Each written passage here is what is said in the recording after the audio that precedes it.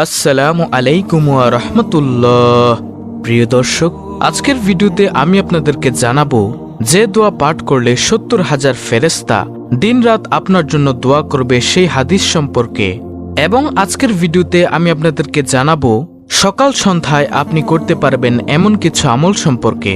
অত্যন্ত গুরুত্বপূর্ণ একটি ভিডিও, তাই আপনাদের কাছে আমার একটি অনুরোধ, ভিডিওটি ধৈর্য সহকারে শেষ পর্যন্ত দেখবেন।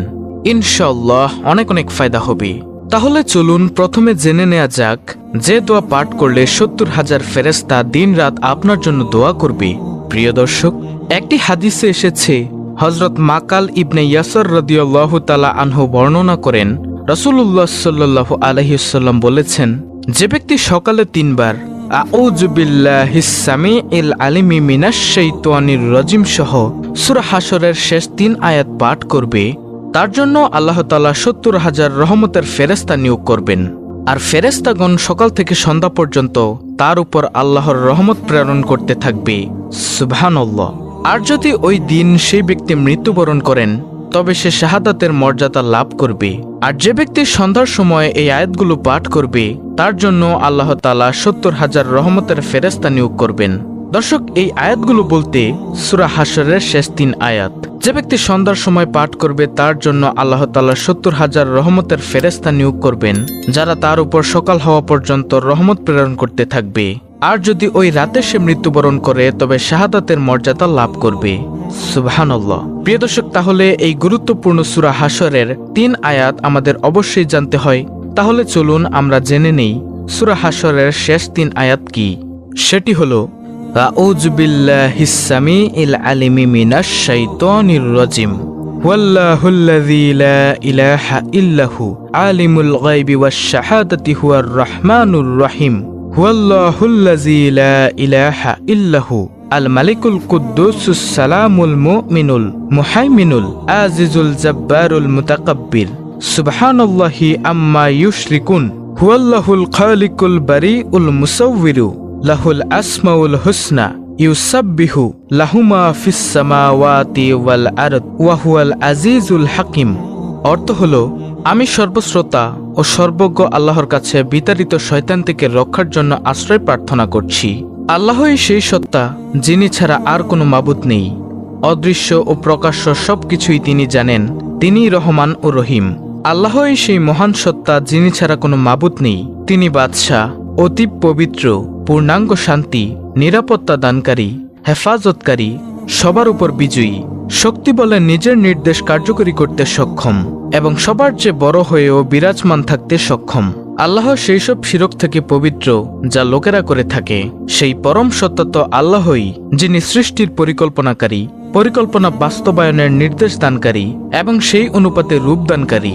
আর উত্তম নামসমূহ তারই। আসমান ও জমিনের সব কিছু তার তাসবিহ বা পবিত্রতা বর্ণনা করে চলেছে। তিনি পরাক্রমশালী ও মহাজ্ঞানী। প্রিয় দর্শক, এটি হলো সূরা হাশরের শেষ ৩ আয়াত। হযরত মুসলিম বিন হারেস তামিমি রাদিয়াল্লাহু তাআলা আনহু রাসূল সাল্লাল্লাহু আলাইহি ওয়াসাল্লাম থেকে বর্ণনা করেন, রাসূল সাল্লাল্লাহু আলাইহি ওয়াসাল্লাম তার দিকে মনোনিবেশ করে বলেন, যখন তুমি মাগরিবের নামাজ শেষ করবে, তখন তুমি বলবে, আল্লাহুম্মা আজিরনি মিনান নার। অর্থ হলো, হে আল্লাহ, আমাকে জাহান্নাম থেকে মুক্তি দাও। এরকম ৭ বার বলবে, আল্লাহুম্মা আজিরনি মিনান নার। নিশ্চয় যদি তুমি তা বলে থাকো, তাহলে তুমি যদি সে রাতে ইন্তেকাল করো, তবে তুমি জাহান্নাম থেকে মুক্তি পেয়ে গেছো বলে হিসাবে লিপিবদ্ধ করা হবে। আর যদি তুমি তা সকালে পড়ে থাকো আর তুমি সেদিন মারা যাও, তাহলে তুমি জাহান্নাম থেকে মুক্ত হিসেবে লিপিবদ্ধ হয়ে যাবে। সুনানে আবু দাউদ, হাদিস নং ৫০৮১। দর্শক, এখন হলো দ্বিতীয় আলোচনা। এখন সকাল সন্ধ্যার কিছু গুরুত্বপূর্ণ আমল সম্পর্কে জেনে নিন। প্রিয় দর্শক, সকাল সন্ধ্যার সর্বপ্রথম আমলটি হলো সাইয়্যিদুল ইস্তেগফার বা ক্ষমা প্রার্থনার শ্রেষ্ঠ দোয়া নামে একটি দোয়া আছে। আন্তরিক ও বিশ্বাসের সাথে যদি কেউ প্রতিদিন সকালে, ফজরের পরে ও সন্ধ্যায়, আসর বা মাগরিবের পরে এই দোয়াটি পড়ে আর সে ওই দিন মারা যায়, ইনশাআল্লাহ সে জান্নাতে যাবে। এই গ্যারান্টি দিয়ে গেছেন স্বয়ং রাসূলুল্লাহ সাল্লাল্লাহু আলাইহি ওয়াসাল্লাম। দলিল বুখারী শরীফ, তিরমিজি শরীফ।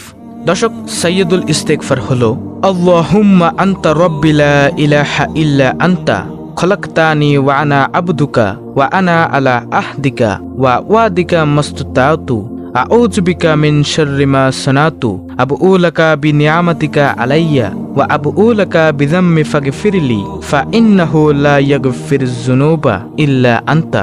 দর্শক, এটি হলো সাইয়্যিদুল ইস্তেগফার। এর অর্থ হলো, হে আল্লাহ, তুমি আমার প্রতিপালক, তুমি ছাড়া আর কোনো উপাস্য নেই। তুমি আমাকে সৃষ্টি করেছ আর আমি তোমার বান্দা।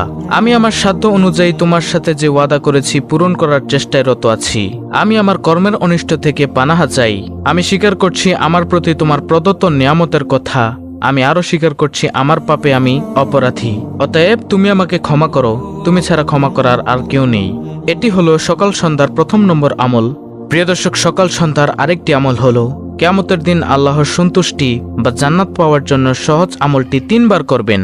রাসূলুল্লাহ সাল্লাল্লাহু আলাইহি ওয়াসাল্লাম বলেছেন, আল্লাহ তার বান্দাদের সাথে ওয়াদা করেছেন যে ব্যক্তি প্রত্যেকদিন সকালে 3 বার ও সন্ধ্যায় 3 বার এই দোয়া পড়বে, কিয়ামতের দিন আল্লাহ তার উপর সন্তুষ্ট থাকবে। দলিল হিসনুল মুসলিম, পৃষ্ঠা 138।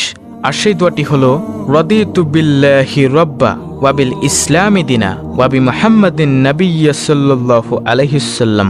এটি 3 বার পাঠ করবেন। এর অর্থ হলো, আমি আল্লাহকে রব হিসেবে, ইসলামকে দিন হিসেবে ও মুহাম্মদ সাল্লাল্লাহু আলাইহি ওয়াসাল্লামকে নবী হিসেবে গ্রহণ করে সন্তুষ্ট। প্রিয় দর্শক, সকাল সন্ধ্যার আরেকটি আমল হলো দুনিয়া ও আখিরাতের যে কোনো টেনশন বা দুশ্চিন্তা এবং মানসিক অস্থিরতা থেকে বেঁচে থাকার জন্য আমল। এই আমলটি করবেন 7 বার। রাসূলুল্লাহ সাল্লাল্লাহু আলাইহি ওয়াসাল্লাম বলেছেন, যে ব্যক্তি সকালে ও সন্ধ্যায় 7 বার এই দোয়া পাঠ করবে, আল্লাহ তার সকল চিন্তা, উৎকণ্ঠা ও সমস্যা মিটিয়ে দিবেন। সুবহানাল্লাহ। দলিল হিসনুল মুসলিম। আর উল্লেখ্য, এই দোয়াটি সূরা তওবার সর্বশেষ 129 নম্বর আয়াতে আল্লাহ তাআলা পড়ার জন্য বলেছেন। আর তা হলো, হাসবিয়াল্লাহু লা ইলাহা ইল্লা হুয়া আলাইহি তাওয়াক্কালতু ওয়া হুয়া রব্বুল আরশিল আজিম।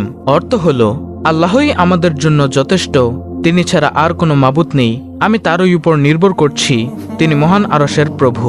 প্রিয় দর্শক, দোয়াগুলো ভিডিওর স্ক্রিনে উচ্চারণ সহ দেওয়া আছে, আপনারা সেখান থেকে মুখস্থ করে নেবেন। দর্শক, সকাল সন্ধ্যার আরেকটি আমল হলো 4 জন দাস মুক্ত করার সমান সওয়াব পাওয়ার আমল। এই আমলটি করবেন 10 বার।